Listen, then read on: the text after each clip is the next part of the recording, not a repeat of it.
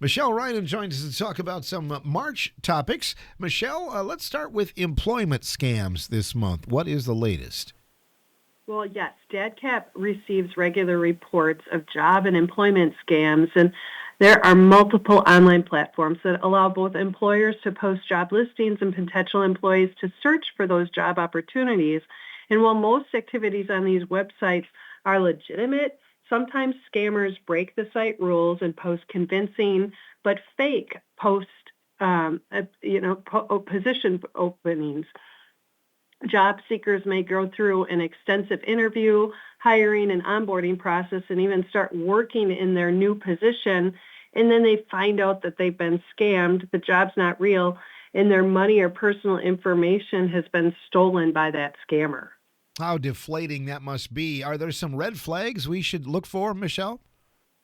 Yeah, in many cases, fake hiring scams are for online remote work, which allows the scam to cast this very wide net and try and hook their job seekers. But the job might involve either a simple position or a highly specialized work, and it might offer flexible hours, surprisingly good benefits, or unusually high pay. And the employer may ask for sensitive information like that social security number to be sent through unsecure communications like a text message. And then in many cases, the scam employer sends the new hire a check to set up their home office, but requires a specific vendor be used to buy a laptop, printer, and other gear. And then what we find out is, unfortunately, the check is fake, and the vendor is just another account or website controlled by that scammer, and the consumer has spent hundreds or $1,000s of their own money on this fake office equipment, and that original check they received, being fake, bounces, and that's where they've spent their own money instead of the money that they thought they had received. Next up, we want to talk about family scams. What's the latest there, Michelle? Yeah, in this case, a Wisconsin consumer recently lost thousands of dollars to a scam who used publicly available information to impersonate a law enforcement official. What happened is the consumer was called about their family member who happened to be in jail at the time, and the caller told the consumer their family member could be let out of jail if the consumer paid $725. The caller, who was actually that scammer, claimed to be the local police and provided a fake number to the consumer. Because the details provided by the caller all seemed accurate, the consumer was convinced and sent the $725 using a banking app. But the scammer repeatedly claimed that the money had not been received, so the consumer sent it three more times, that $725 amount. So after four payments totaling $2,900, the consumer contacted local officials and actually learned that they had been scammed. What is the thing that consumers should do the most, maybe to protect themselves? Yeah, in this case, it really highlights the importance of double checking and verifying details before sending someone money. Consumers who receive phone calls, texts, social media messages, emails, letters, or other communications from someone claiming to represent a family member or law enforcement agency should really just practice caution, because some scammers go to those great lengths to create a convincing story. Spring landscaping and lawn care consumer issues. This is pretty timely here for the month of March, Michelle.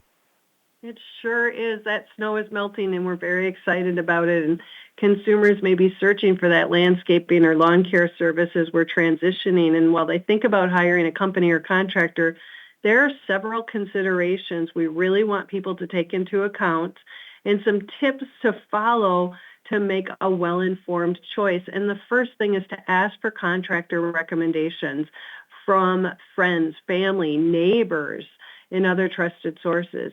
And then get more than one estimate. You have time, so take the time to get more than one estimate. Make sure all the landscapers are bidding on the exact same work, using the same materials, and have the business physically visit the green space that you're considering rather than giving a telephone estimate. And then ask for the names of the contractors, recent customers, and contact them to see if they were satisfied with the services. You have time. Do that follow up to make sure that you'd be satisfied as well. And then always practice caution with door-to-door solicitors. We're going to see more of them, and they can be perfectly legitimate if they've registered with your municipality, but we're going to find those scammers out there as well. And so some solicitors may just want money up front for either poor quality work or no work at all. And then contact Consumer Protection to check if complaints have been filed against a contractor. Once you've made that decision, make sure you get a contract in writing and be sure it provides all the details as to the services that you will receive, as well as the timing of any payments that you need to make. Would most legitimate contractors have the proper paperwork, insurance, and those kind of things, Michelle? Well, they certainly should. Businesses that use certain lawn care products like fertilizers, soil, plant additives, and pesticides are subject to multiple state regulations, so they should have the appropriate paperwork.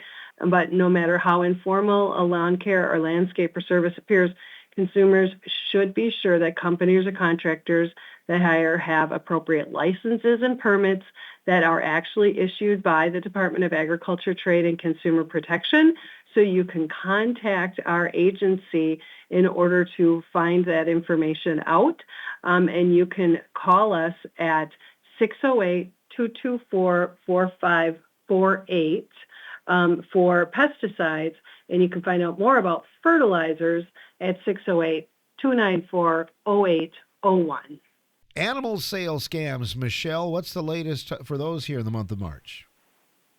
Well, many consumers shop on third-party online sales platforms, and these platforms, Facebook, Marketplace, Craigslist, eBay, can be used to find great deals on popular or rare items, but scammers also use these platforms to take advantage of legitimate shoppers. And in a recent complaint reported to DADCAP, a farmer lost $4,000 to a scammer who claimed to be selling a flock of sheep, and they weren't the only person who got scammed. The listing appeared legitimate and offered to deliver 20 high-quality animals to the buyer for a total of $5,000, and the farmer responded to the ad and paid the fake seller $2,000 up front. Days later, the seller claimed that they needed an additional $2,000 to cover veterinarian fees, and the farmer then sent this amount. When delivery was delayed, that farmer reached out and was told that the funds had been placed on hold by the fake seller's bank, but another payment of $500 could help. Well, luckily, the farmer refused to pay this additional amount, investigated the fake seller's social media profile, and found a street address for the seller's farm, and the farmer contacted that farm and was told by the real owner that they were being impersonated by a scammer who had also stolen money from at least one other person. And so the scammer was still actively advertising their fake flock of sheep and refused to refund the farmer. And then that farmer did reach out to DADCAP so we could try and assist. You receive complaints quite often about pets, fake pets and scams like that, don't you? We do. Complaints about various scams taking place on third-party online platforms, and similar scams in the past have been reported about, as you mentioned, fake pets, feed, farm equipment. So no matter what a consumer is buying, they should take time to verify that the seller is legitimate before sending any money or personal information, especially when asked to make large upfront payments. And remember, if a deal is just too good to be true, it probably is. So use secure payment methods to protect yourself, and that means a credit card or an escrow service. Keep conversations on platforms where they're starting instead of moving off to a different platform. And if the platform allows the user to leave ratings and reviews, look at those before making any actions or any purchases with the seller. And finally, if users identify someone they think is a scammer, they really should report that account to the platform so others can be protected. The first week of March, typically, I know you set aside to observe, the protection against weights and measures and making sure things are on the up and up. Is there anything new here for 2026 about that, Michelle? Well, yes, there is actually, because the first week is an overlap. It's National Consumer Protection Week and National Weights and Measures Week. So we get a twofer, if you will, this year Oh, at DADCAP, because we have both of those bureaus here. And last year, as you know, Consumer Protection responded to more than 20,000 contacts on the hotline and gave more than 550 community presentations across Wisconsin, and we launched our new toolkits. And the Bureau of Weights and Measures conducted over 214,000 inspections at more than 5,700 business locations to verify the accuracy of measuring instruments like deli scales, electronic price scanners, and motor vehicle fuel pumps. This was all confirmed by our weights and measures and the assistance of city sealers throughout Wisconsin. So it's a great time to celebrate and be a consumer in Wisconsin, as our marketplace is very sound. indeed. And I think so important because it can cost us a lot of money if they're off just by a hair, right? Absolutely. It certainly can, because it adds up to many consumers over time, and if it goes unnoticed, sometimes it can undermeasure, meaning that it might be in favor of the consumer. It could overmeasure. It could be in favor of the business. It depends on what the product is, but any inaccuracy just indicates that there's a problem with the system, and we have very high consumer confidence scores and good results from those inspections throughout the state. If someone is interested in anything we've talked about, what's the best way to contact your bureau? You can reach the Consumer Protection Hotline at 800-422-7128. Michelle Reinen, Administrator for Division of Trade and Consumer Protection, joining us for our monthly visit. Michelle, take care. We'll talk to you in the month of April. That sounds great. Michelle Reinen joining us here on WRCO's Morning Show.